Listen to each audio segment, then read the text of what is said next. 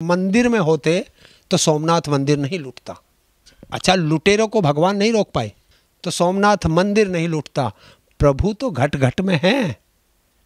तुम्हारे अंदर भी भगवान है, मेरे अंदर भी भगवान है। अगर आज कबीरदास जिंदे होते तो कबीरदास पे एनएस से लगकर वो शायद तिहाड़ जेल में होते। जैसा वो लिखते थे, उन्होंने 2 दोहे लिखे थे, एक हिंदू पे लिखा था, एक मुस्लिम पे लिखा था। तो उन्होंने लिखा था, पाहन पूजे हरि मिले तो मैं पूजूं पहाड़, और ताते तो चाकी भली जो पीस खाए संसार। इसीलिए इसी तरह उन्होंने मुस्लिमों पे भी कहा था कि काकर पाथर जोड़कर मस्जिद लई चुनाए, ताचड़ी मुल्ला बांग दे क्या बहरा हुआ खुदाए। तो अगर पत्थर पूजने से भगवान मिलते तो मैं पहाड़ को पूज लूँ ना? ऐसा नहीं है। ये एक आस्था थी। मंदिर क्यों बनाए गए थे? मंदिर इसलिए बनाए गए थे कि आप मंदिरों में जाओ, थोड़ी देर आप ध्यान लगा सको, सांसारिक दुखों से वहाँ जाके आपको थोड़ा चैन मिल सके, इसलिए मंदिर बने थे। लेकिन लोगों ने इसे अपना धंधा बना लिया, रोजगार बना लिया, भगवान को द्वारे द्वारे घुमा दिया। क्या भगवान तुम्हारे द्वारे आते हैं? तुम्हारी औकात है, तुम भगवान को दे सकते हो? है तुम्हारी औकात, तुम भगवान को दे दो? भगवान से मांगते हैं। भगवान सरकार नहीं बना रहे। अरे मैं वहाँ चला गया, इसमें महाकाल में जो गरीब लोग फ्री में दर्शन करना चाहते थे, वो 25 फुट दूरी से भगवान के दर्शन कर रहे थे महाकाल के। जो 250 रुपये में दर्शन कर रहे थे, टिकट था 250 रुपये, वो करीब 12-14 फुट 15 फुट दूरी से दर्शन कर रहे थे। और जो 750 वाले थे वो भगवान को छू करके निकल रहे थे। और वो जो 750 वाले थे उन पे भी एक कंडीशन लगा रखी थी कि आप धोती पहन के आओगे, पैंट शर्ट भी नहीं पहनोगे, बुरशर्ट नहीं पहनोगे, धोती पहन के आओगे तो आपको दर्शन करने दिए जाएंगे। और उसी मंदिरों में लिखा हुआ है कि आप शालीनता के कपड़े पहन के आएँ। जब मैं धोती पहनूंगा, कुर्ता नहीं पहनूंगा, तो वो तो उन्हें शालीनता लगेगी। अगर मैं पैंट बुरशर्ट या कुर्ता पजामा पहन के जाऊंगा तो मुझे दर्शन नहीं होंगे। क्या किसी भगवान ने कहा है कि तू मेरे द्वारे आ जाना? किस भगवान ने ड्रेस कोड लागू की थी? एक का बता दो। क्योंकि हमारे यहाँ धर्म में लोग इसलिए पागल हो जाते हैं थोड़े से कि वो शिक्षा नहीं है उन्हें। और जिस व्यक्ति को शिक्षा मिल जाएगी वो समझ जाएगा, वो पढ़ लेगा कि कितना धर्म के साथ हमें चलना है और कितना अंधभक्ति में नहीं रहना। धर्म बुरा नहीं है, लेकिन धर्म के साथ धंधा करना बुरा है, उसकी बुराई है। धर्म की किसी की बुराई नहीं। ना हिंदू धर्म बुरा है, ना मुस्लिम धर्म बुरा है, ना सिख धर्म बुरा, ना ईसाई धर्म बुरा, ना बौद्ध धर्म बुरा। धर्म कोई बुरा नहीं है, लेकिन धर्म के नाम पर धंधा करने वाले लोग बुरे हैं। वो अपना धंधा चलाते हैं और हम लोगों को बेवकूफ़ बनाते हैं। आज तक आपने देखा होगा कितनी कांवर आती हैं, करोड़ों में चलती हैं। क्या कोई नेता गया है क्या? या नेता का कोई बेटा गया क्या कांवर लेने? नहीं गया ना। कितने आंदोलन होते हैं धर्म के नाम पर, गाय के नाम पर, मंदिर के नाम पर, मस्जिद के नाम पर कितने आंदोलन होते हैं। क्या किसी नेता का बेटा गया क्या उसमें? या कोई नेता गया उस आंदोलन में? जब जाएंगे जब धर्म के नाम पर हमें और आपको लड़ा करके और हम मर लेंगे, या तो तुम्हारे मरे या हमारे मरे, और उसके बाद जाएंगे सहानुभूति लेने और अपनी रोटियां सेकने। ये है इन नेताओं का काम। तो इसलिए इन नेताओं से चौकस रहें, कभी ना लड़ें। मंदिर की प्राण प्रतिष्ठा में देश के सर्वोच्च नागरिक को ना बुलाना, ये क्या कारण है? और वहाँ के ट्रस्टी का ये कहना कि कोई मुख्यमंत्री या कोई राज्यपाल ना आए। किसको बुलाया जा रहा है? क्या सबकी लिस्ट वो जारी कर सकते हैं पहले से कि किसको बुलाया जा रहा, किसको नहीं बुलाया जा रहा? निमंत्रण तो बांटे जा रहे हैं। किसको दिया गया? सिर्फ एक आदमी का दिखाया गया, तुम्हें अभी तक दूसरे का नहीं दिखाया। जबकि सर्वोच्च निमंत्रण में सबसे पहला निमंत्रण देश के सर्वोच्च नागरिक को दिया जाता है।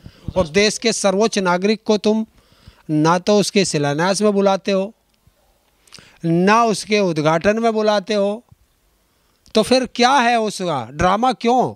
अभी उद्घाटन हुआ कहाँ है हरेंद्र जी? बता तो दिया मैंने, बताओ ना। तो निमंत्रण किसे दिया जाता है? पहला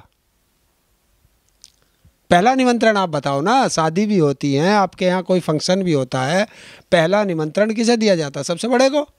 सबसे बड़ा कौन है इस देश में? राष्ट्रपति महोदय।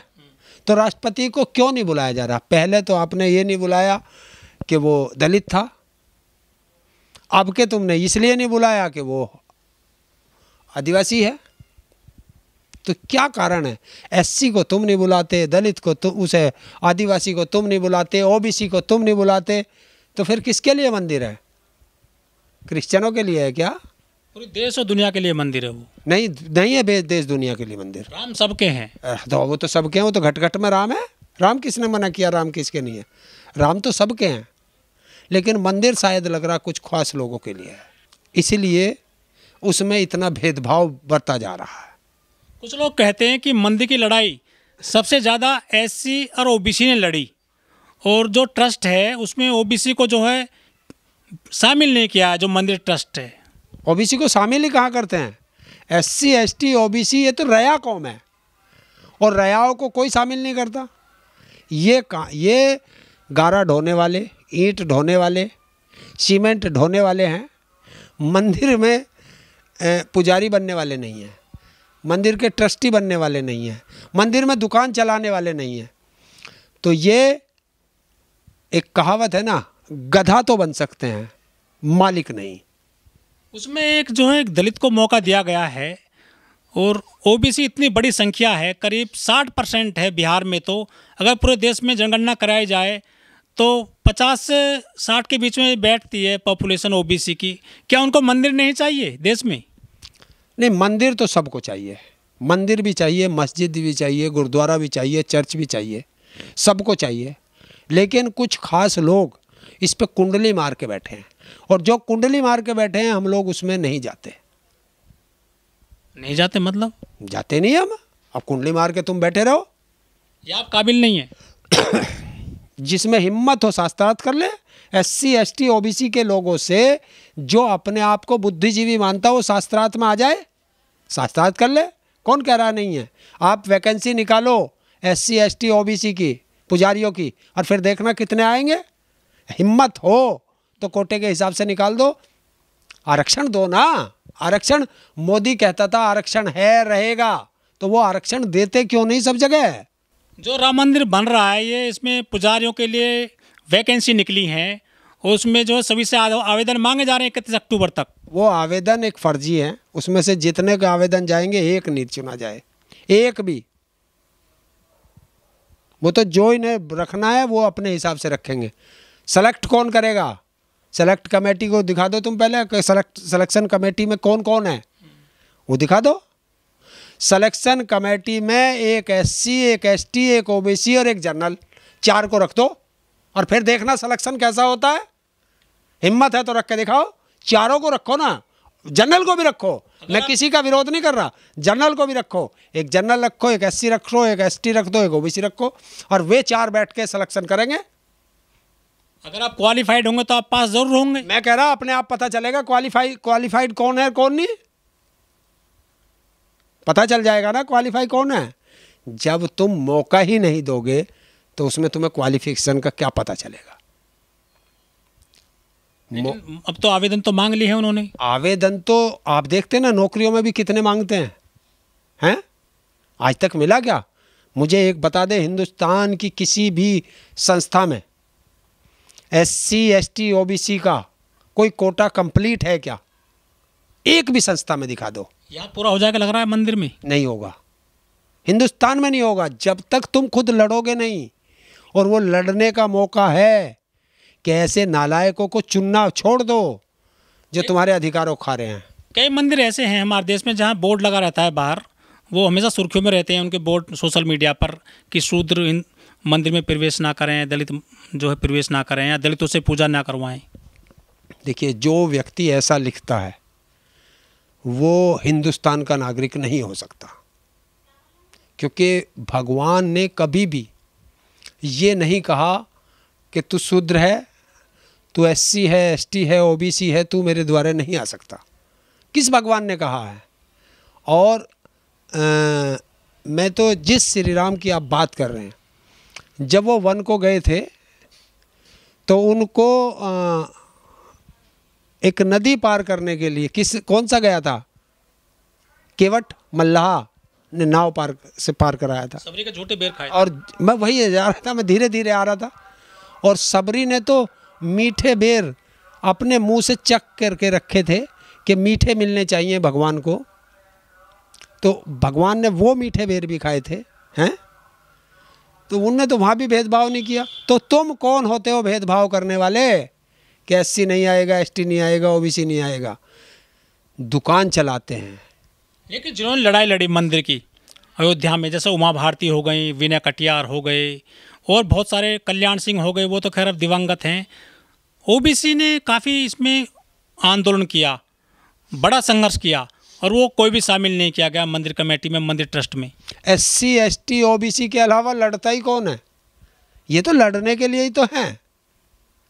ये लड़ेंगे, हमेशा दूसरे उसका फ़ायदा उठाएंगे।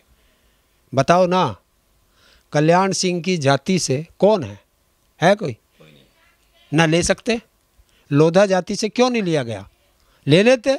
वो थी उमा भारती है, क्यों नहीं लेते? कुशवाहा क्यों नहीं है उसमें? जितनी एससी एसटी ओबीसी की जातियां हैं, इनके लोगों को क्यों नहीं रखते? इसलिए नहीं रखते कि अगर तुम्हें उसमें रख लिया तो तुम्हें बराबरी का दर्जा हो जाएगा, और बराबरी का दर्जा अगर तुम्हें मिल गया तो तुम अपने बच्चों को शिक्षा भी दोगे, स्वास्थ्य भी दोगे, और उन्हें पढ़ा लिखा के काबिल बना दोगे, और काबिल बना दोगे तो आगे इनके अधिकार छिन जाएंगे। इसलिए उस पर एक छत्र राज रखने के लिए ये तुम्हारे बच्चों को नहीं पढ़ना देना चाहते। लेकिन लोग ऐसा भी कहते हैं कि भगवान सबको बराबर एक नज़र से देखते हैं और वो किसी के साथ भेदभाव नहीं करते। तो मंदिर में ये कौन लोग हैं जो आपसे भेदभाव करते हैं, आपको बांटते हैं कि तुम नहीं जाओगे अंदर भगवान में या तुम जाओगे? ये वे लोग हैं जो धर्म के ठेकेदार बनते हैं, और हमारी गलती से, ये गलती भी हमारी है कि हम इन्हें पूजते हैं। क्यों पूजते हो? तुम पैसे वाले हो या तुम कोई नेता हो तो तुम्हें सबको रोक देंगे, तुम जाओगे दर्शन करने। क्या भगवान के यहाँ ऐसा था? नहीं। ये हिंदुओं के मंदिर में ही है, सभी धर्मों के यहाँ ऐसा होता है। आप गए होंगे एक दो जगह पर। देखिए, मैं गया, गुरुद्वारे में गया।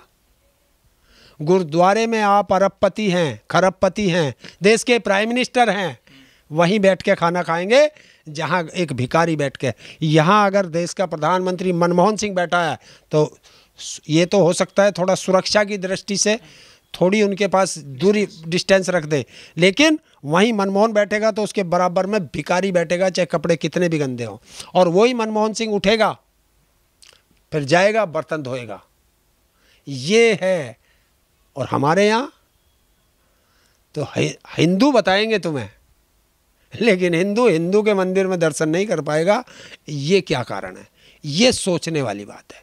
बाकी सब अपने अपने धर्म को मानते हैं। मैं किसी के धर्म की कोई बुराई नहीं करता, ना मैं किसी की बड़ाई करता, लेकिन मुझे एक चीज़ बहुत अच्छी लगी कि मुझे सबसे अच्छा गुरुद्वारा लगा कि वहाँ ना छोट है, ना बड़ाई है, ना आपसे कोई पैसे की वो करता है, ना उसमें टिकट लगता है, बल्कि इतना लगता है कि आप जाओ एक बार उसमें अंदर को घूम के आओ तो आप भोजन भी करोगे, लंगर छको, और प्रसाद भी लेके आओगे, चाहे आप प्रसाद चढ़ाओ या ना चढ़ाओ।